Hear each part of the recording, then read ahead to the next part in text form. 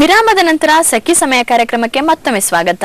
ಇವಾಗ ಅಬಕಾಸ್ ಬಗ್ಗೆ ಮಾತಾಡ್ತಿದ್ವಿ. ಈ ಅಬಕಾಸ್ ನೀವು ಹೇಗೆ ಹೇಳ್ಕೊಡ್ತಿದ್ದೀರಾ? ಅಂದ್ರೆ ಇವಾಗ ರೆಗ್ಯುಲರ್ ಕ್ಲಾಸಸ್ ಇದಕ್ಕೆ ಏನಾರ ಅಟೆಂಡ್ ಮಾಡ್ಬೇಕಾಗುತ್ತೆ, ಹೇಗಿರುತ್ತೆ, ಏನ್ ಪ್ರೊಸೀಜರ್ ಇರುತ್ತೆ ಇದರಲ್ಲಿ? ಇದು ನಮ್ಮ ತರಬೇತಿ ಕೇಂದ್ರಗಳಲ್ಲಿ, ಅಬಾಕಸ್ ತರಬೇತಿ ಕೇಂದ್ರಗಳಲ್ಲಿ ಏನಿದೆ ಅಂದರೆ 5 ರಿಂದ 7 ವರ್ಷದ ಮಕ್ಕಳಿಗೆ ಒಂದು ಪ್ರೋಗ್ರಾಮ್ ಇದೆ, ಮತ್ತು 7 ರಿಂದ 14 ವರ್ಷದ ಮಕ್ಕಳಿಗೆ ಅಂತಲೇ ಬೇರೆ ಪ್ರೋಗ್ರಾಮ್ ಇದೆ. ಇವೆರಡೂ ಪ್ರೋಗ್ರಾಮಿಂದ ಮಕ್ಕಳಿಗೆ ಬೇಸಿಕ್ಕಾಗಿ ಅಬಾಕಸ್ ಜೊತೆ 3 ಬುಕ್ಸ್ ಬರುತ್ತೆ. ಒಂದು 8 ಲೆವೆಲ್ ಅಂದರೆ 8 ಹಂತಗಳಿದೆ. ಈ 7 ರಿಂದ 14 ವರ್ಷದ ಮಕ್ಕಳಿಗೆ 8 ಹಂತಗಳುಳ್ಳ ಇದೇ ಇರುತ್ತೆ. ಅಂದರೆ ಅದು ಒಂದೊಂದು ಹಂತ ಒಂದೊಂದು ಲೆವೆಲನ್ನು 3 ತಿಂಗಳ ಆಗುತ್ತೆ. 3 ತಿಂಗಳಿಗೆ ಒಂದ್ಸಲಿ ಎಕ್ಸಾಮ್ ಇರುತ್ತೆ. ಆ ಎಕ್ಸಾಮ್ ಓಕೆ ಅಂದರೆ ನೆಕ್ಸ್ಟ್ ಲೆವೆಲ್ ಪಾಸ್ ಮಾಡ್ತಾರೆ. ಅಂದರೆ ಎವ್ರಿ ಲೆವೆಲ್ನು ಮಕ್ಕಳಿಗೆ ಅಸೆಸ್ಮೆಂಟ್ ಇರುತ್ತಲ್ಲ, ಅದಾದ ನಂತರ ಅವರಿಗೆ ಸರ್ಟಿಫಿಕೇಟ್ಸ್ ಇಶ್ಯೂ ಮಾಡ್ತಾರೆ ಕಂಪ್ನಿಯಿಂದ, ಅಂದರೆ ಸಂಸ್ಥೆಯಿಂದ. ಅದ್ರ ಜೊತೆ ಮಕ್ಕಳಿಗೆ ವೀಕ್ಲಿ ಒನ್ಸ್ ಕ್ಲಾಸ್ ಇರುತ್ತೆ. ಅಂದರೆ ವಾರಕ್ಕೆ 1 ಕ್ಲಾಸ್ ಸಾಟರ್ಡೆ ಅಥವಾ ಸಂಡೇ. ಇವಾಗ ಸಾಟರ್ಡೆ ಅಥವಾ ಸಂಡೇ ಇರೋದು ಮಗು ಏನಾದ್ರು ಮಿಸ್ ಮಾಡಿದರೆ ಆ ಮಗುಗೆ ಒಂದು ಬ್ಯಾಕಪ್ ಕ್ಲಾಸ್ ಅಂತ ಕೊಡ್ತೀವಿ. ಅದು ಯಾವುದೋ ವೀಕ್ ಡೇಸಲ್ಲಿ ಆಫ್ಟರ್ ಸ್ಕೂಲ್ ಅವರ್ಸ್ 5 to 6 ಈ ಥರ ಕ್ಲಾಸಸ್ ಎಲ್ಲ ಕೊಡ್ತಾರೆ. ಅಂದರೆ ಇವಾಗ ನಾವು 1 ಅನ್ನೋದನ್ನ ಕಲ್ತಿದ ನಂತರ 2 ಅನ್ನೋದು ಮಗು ಅಟೆಂಡ್ ಮಾಡಿಲ್ಲ ಅನ್ನೋದುವಾಗ ಅವಾಗ ಆ 2 ಅನ್ನೋದಕ್ಕೆ ಯಾವ್ದಾದ್ರು ವೀಕ್ ಡೇಸಲ್ಲಿ ಮಗು ಅಟೆಂಡ್ ಮಾಡಬೇಕಾಗತ್ತೆ. ಅಬ್ಯಾಕಸ್ನ ನಾವು ಮಕ್ಕಳಿಗೆ ತರಬೇತಿಯನ್ನು ಕೊಡಬೇಕಾದ್ರೆ ಇದನ್ನ ಡಿಸ್ಪ್ಲೇ ಅಬ್ಯಾಕಸ್ ಅಂತ ಹೇಳ್ತೀವಿ. ಇದು ಟೀಚರ್ಗಳು ಮತ್ತು ತರಬೇತಿ ಕೇಂದ್ರಗಳಲ್ಲಿ ಯೂಸ್ ಮಾಡೋದಕ್ಕೆ, ಟೀಚ್ ಮಾಡೋದಕ್ಕೆ ಯೂಸ್ ಮಾಡೋದು. ಅಂದರೆ 5 ರಿಂದ 7 ವರ್ಷದ ಮಕ್ಕಳಿಗೆ, ಚಿಕ್ಕ ಮಕ್ಕಳಿಗೆ ಸುಲಭವಾದ ವಿಧಾನದಲ್ಲಿ ಹೇಳ್ತಾ ಹೋಗ್ತಾರೆ. ಇವಾಗ ನಿಮ್ಗೇನು ಕಾಣ್ತಾ ಇದೆಯಲ್ಲ, ಇದು ಯೂನಿಟ್ ಪ್ಲೇಸ್ ಅಂತ ಹೇಳ್ತೀವಿ. ಅಂದರೆ ನಾವು ಬಿಡಿ 10, 100, 1000 ಹಾಗೆ ಲಕ್ಷ, 10 ಲಕ್ಷ ಥರ ಹೋಗುತ್ತೆ. ಇದು ಫಸ್ಟ್ ಪ್ಲೇಸ್ ಏನಿದೆಯಲ್ಲ, ಇದು ಲೋಯರ್ ಬೀಡ್ಸ್, ಇದೆಲ್ಲ ಕೆಳಗಡೆ ಮಣಿಗಳು, ಇದೆಲ್ಲ ಮೇಲ್ಗಡೆ ಮಣಿಗಳು ಅಂತ ಹೇಳ್ತೀವಿ. ಅಂದರೆ ನಾವು ಇವಾಗ ಫಸ್ಟ್ ಈ ರಾಡ್ಗೆ ಟಚ್ ಆದರೆ ಮಾತ್ರ ಈ ಫಸ್ಟ್ ಮೊದಲನೇ ಮಣಿ ಅವ್ರಿಗೆ ಏನು ಹೇಳ್ತೀವಿ 1 ಅಂತ ಹೇಳ್ತಾರೆ. ಇಲ್ಲಿ ಮಕ್ಕಳು ಯೂಸ್ ಮಾಡೋದು ಕರೆಕ್ಟ್ ಫಿಂಗರ್ಸ್ನ ಯೂಸ್ ಮಾಡಬೇಕಾಗತ್ತೆ. ಅಂದರೆ ಇವಾಗ ಅದ್ರ ಜೊತೆ ಇನ್ನೊಂದು 1 + 1 ಅಂದರೆ ನಾವಿಲ್ಲಿ ಪ್ಲಸ್ ಮತ್ತು ಮೈನಸ್ಗೆ ಆ್ಯಡ್ ಮತ್ತು ಲೆಸ್ ಅಂತ ಹೇಳ್ತೀವಿ. ಅಂದರೆ ಈಸಿ ಆಗುತ್ತೆ ತುಂಬ ಫಾಸ್ಟಾಗಿ ಮಾಡೋದ್ರಿಂದ. ಇವಾಗ ಆ್ಯಡ್ 2 ಇದೆ, ಇಲ್ಲಿ ಆಲ್ರೆಡಿ 2 ಬೀಡ್ಸ್ ಇದೆ, 2 ಅಂತ ಹೇಳ್ತೀವಿ.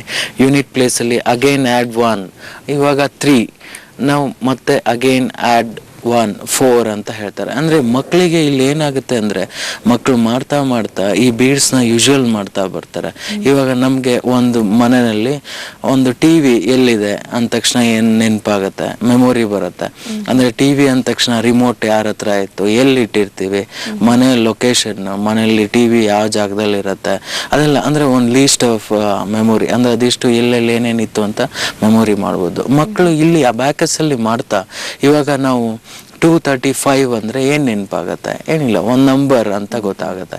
ಅದರಿಂದ ಮಕ್ಕಳಿಗೆ ಇಲ್ಲೇನಾಗುತ್ತೆ, ಈ ನಂಬರ್ಸ್ನ, ಈ ಬೀಡ್ಸ್ನ ಯೂಶುವಲ್ ಮಾಡೋದ್ರಿಂದ, ಅಂದರೆ ಮೈಂಡಲ್ಲೇ ಅದನ್ನು ಜ್ಞಾಪಕ ಮಾಡ್ಕೊಳ್ಳೋದ್ರಿಂದ ಥಿಂಕಿಂಗ್ ಮತ್ತು ಮೆಮೊರಿ ಪವರ್ ಡೆವಲಪ್ ಆಗುತ್ತೆ.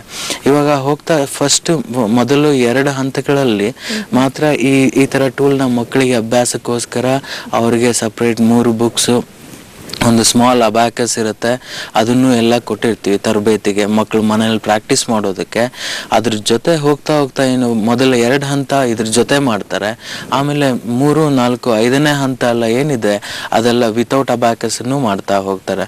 ಅಂದರೆ ಇವಾಗ ಫಸ್ಟು ಸೆಕೆಂಡ್ ಮಾಡಿರೋದೆಲ್ಲ ವಿತೌಟ್, ಅಂದರೆ ಅಬ್ಯಾಕಸ್ ಇಲ್ದೇ ಮೈಂಡಲ್ಲಿ ಮಾಡ್ತಾ ಹೋಗ್ತಾರೆ.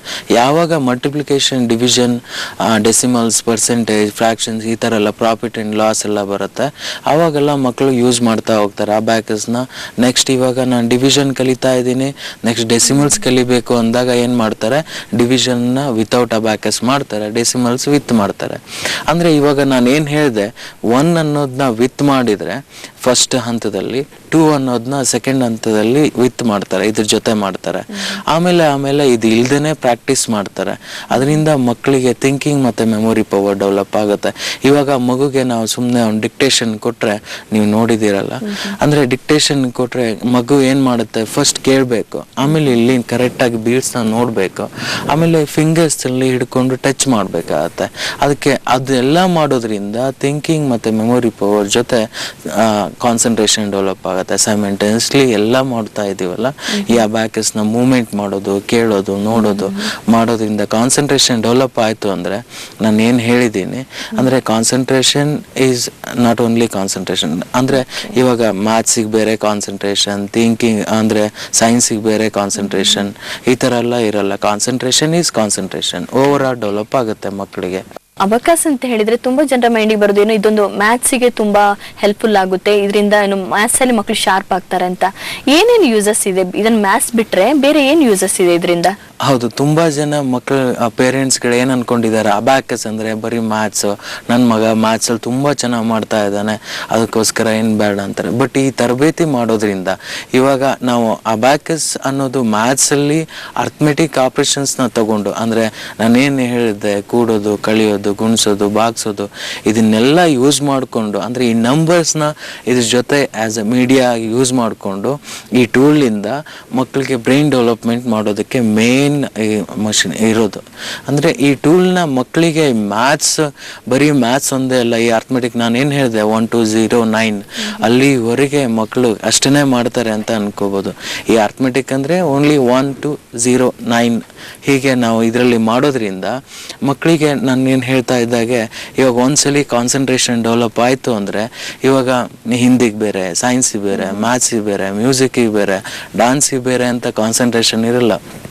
Concentration is concentration. Over all developments ಆಗುತ್ತೆ. ಅಂದರೆ ತುಂಬ ಪೇರೆಂಟ್ಸಿಗೆ ಎಲ್ಲ ಈ ಥರ ರಾಂಗ್ ಅಡ್ವೈಸ್, ನಾನು ಮ್ಯಾಥ್ಸ್ ಡೆವಲಪ್ ಮಾಡ್ತೀನಿ ಅಂದರೆ ಅಬ್ಯಾಕಸ್ ಇಟ್ಕೊಂಡಿರೋರು ಹೀಗೆ ಹೇಳಿದರೆ ತುಂಬ ಪ್ರಾಬ್ಲಮ್ ಆಗುತ್ತೆ. ಅಂದರೆ ಇದನ್ನು ಪ್ರಾಕ್ಟೀಸ್ ಮಾಡೋದ್ರ ಜೊತೆ ಮಕ್ಕಳಿಗೆ ಇದೆಲ್ಲ ಹಂತಗಳನ್ನು ಪ್ರಾಕ್ಟೀಸ್ ಮಾಡಿ ಮುಗಿಸೋದ್ರ ಜೊತೆ ಡೆವಲಪ್ಮೆಂಟ್ಸ್ ತುಂಬಾ ಇದೆ. ಅಂದರೆ ಅದ್ರ ಜೊತೆಗೆ ಪೇರೆಂಟ್ಸ್ಗಳನ್ನು ಸಾಥ್ ಬೇಕು, ಅಂದರೆ ಜೊತೆಗೆ ಬೇಕು. ಓಕೆ, ಏನಂದ್ರೆ ಈ ಅಬಕಾಸ್ ಇಂದ ಕೇವಲ ಒಂದು ಮ್ಯಾಥ್ಸಿಗಷ್ಟೇ ಒಂದು ಹೆಲ್ಪ್ ಆಗೋದಲ್ಲ, ಇದು ಓವರ್ ಆಲ್ ಡೆವಲಪ್ಮೆಂಟ್ ಕೂಡ ಒಂದು ಹೆಲ್ಪ್ ಮಾಡುತ್ತೆ ಅಂತ ಹೇಳ್ತೀರಾ?